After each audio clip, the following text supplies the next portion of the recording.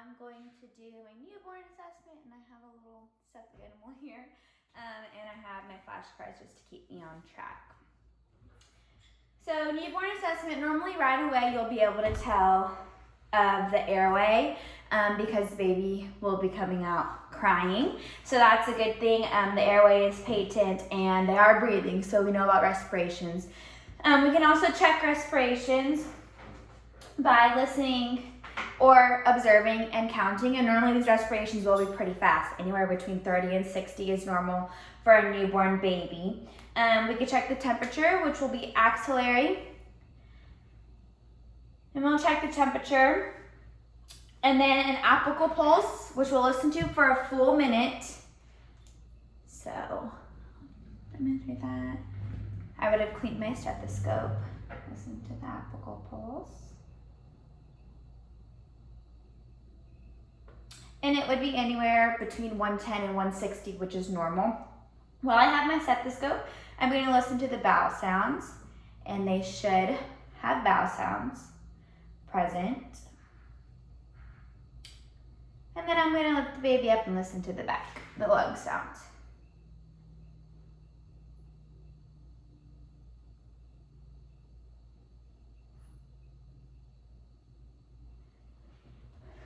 Great, and then we'll assess for pain. Although you can't ask a baby if they're in pain, you could tell as time goes on by the cry.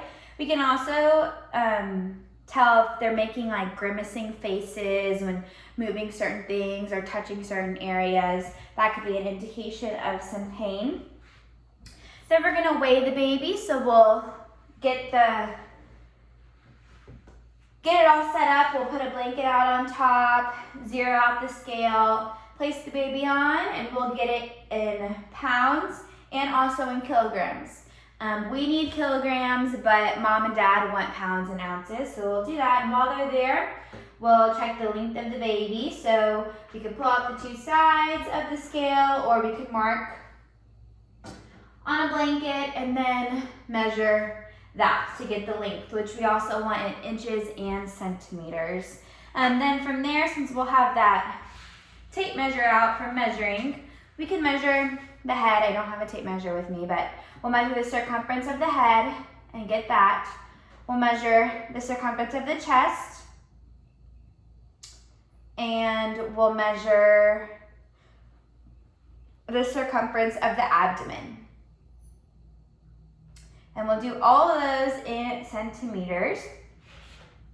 And then from there, we'll look at the skin. We've already looked at the skin, but we'll revisit that and we'll see if it's the skin color is good for the baby's ethnicity. And the texture and turgor, it's not really easy to check the turgor on a baby, but normally a baby's skin is very smooth, soft, and moist. So we can note those. We'll check for lanuga, which is that hair on the back. We'll normally see it on the back or the arms. Any rashes, we just need to know if there's any rashes on the face or where the rashes may be. We need to document those. Same with the Mongolian spot, which we'll see on the back. Here we need to document that. And then we may see vernix, which is that cheese-like stuff that we find, and we'll normally find it in the creases of the body, and we'll leave that there because it's good for the baby's skin. It'll eventually go away. Next, we're going to check reflexes. So we'll check the baby's blink reflex, and with the blink reflex, we'll take our pen light and check the pupillary reaction. Once we do the pupillary reaction, we'll do the Moro reflex, which is the startle reflex. And with this, we could, snap, try and startle the baby. You could even take them and do this just to see, like if they're falling. However, you normally, just by watching the baby, you could see that it has those reflexes of startle, and they just do it on their own. So we'll have that. And then we could do the sucking reflex. Oh yes, the rooting.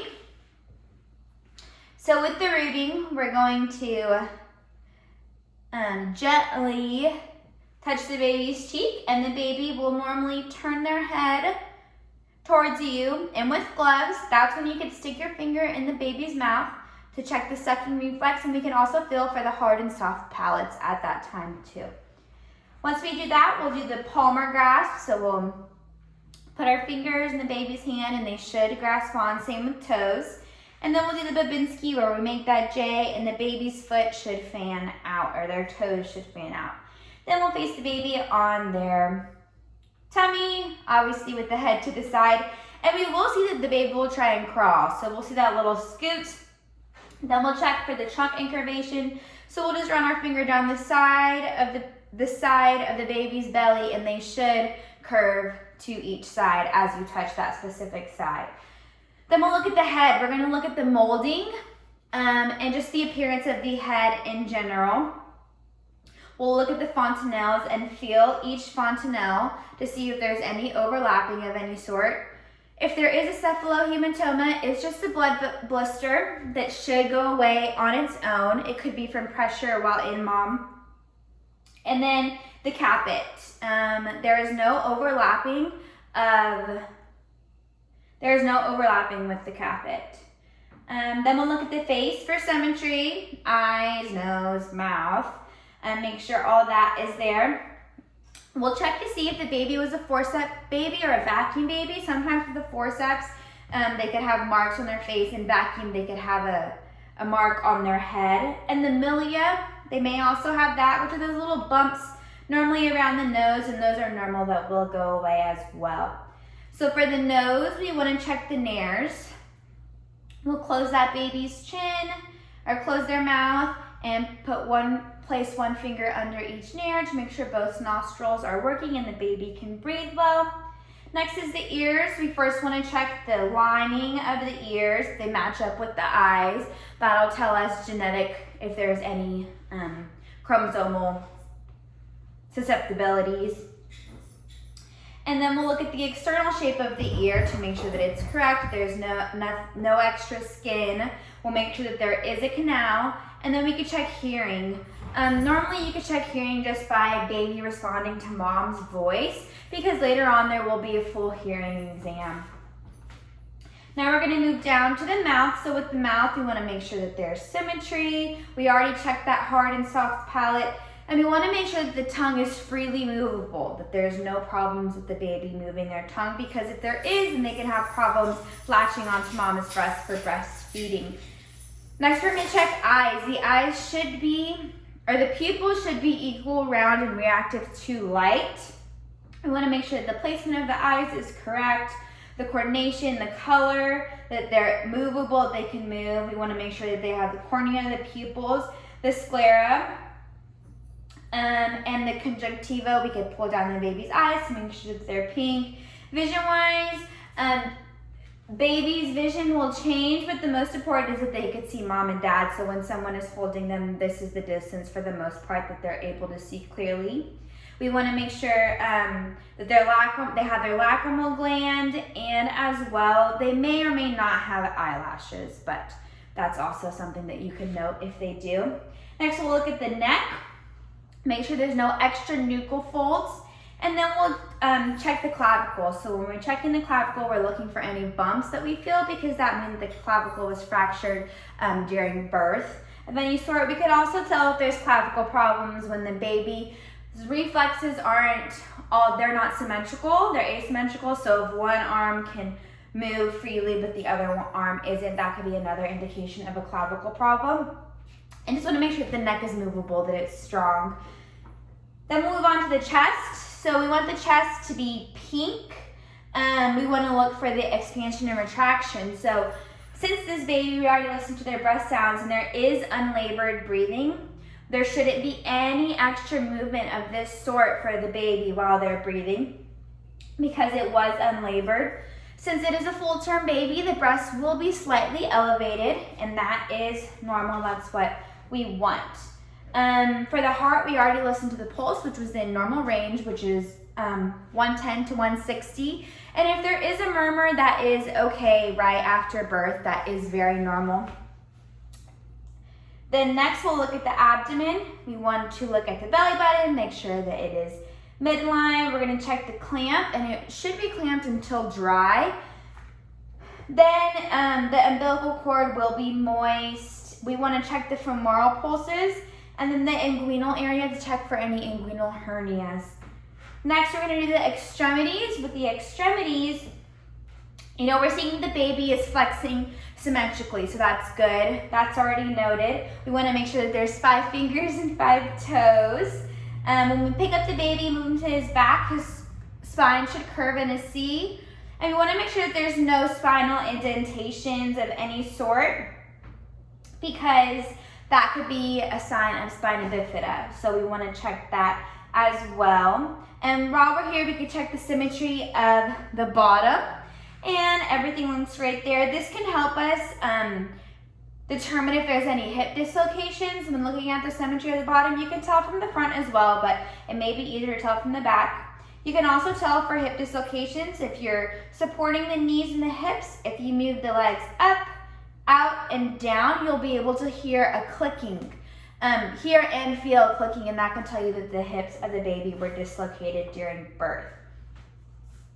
From there, we're gonna go on to the genitalia. With the genitalia for females, we'll look at the mons, the clitoris, and the vagina, and make sure everything is present. So everything is small, it may be hard, but we wanna make sure that everything is present. And if there is a little blood, this is normal. If there's a male, we're gonna look at the urethra. We're gonna look at this, make sure that it is at the top. We're gonna look at the scrotum for rugae. And we're gonna look at, feel the testes, and we should feel them. If they have not dropped yet, we can feel further up. We just need to make sure that they're there. For bowel movements, that can tell us that the anus is patent. If you did not do a rectal temperature, that's another way to find out. Bowel movements, normally the first 2 to 3, 1, 2, 3 bowel movements will be sticky, tarry, and black, and that is completely normal. For urination, normally it's for the first day, they'll have 1 urination, second day 2, third day 3, until they're on a normal schedule, which will be around 6 to 10 per day.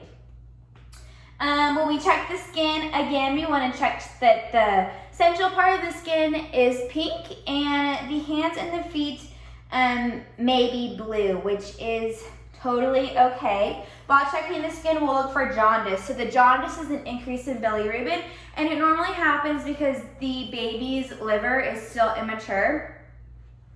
And then, so with that, you want to know that the physiological jaundice is okay, but pathological is not okay. So around day 2 to 3, if baby is getting a little yellow, that is normal. But on first day, if baby comes out yellow, if sclera are yellow, then there's a problem there. And then again, with the cry of the baby, we know that the airway is patent. And as time goes on, we'll be able to determine different cries. We want to make sure that they're able to cry, they're breathing correctly while that happens, and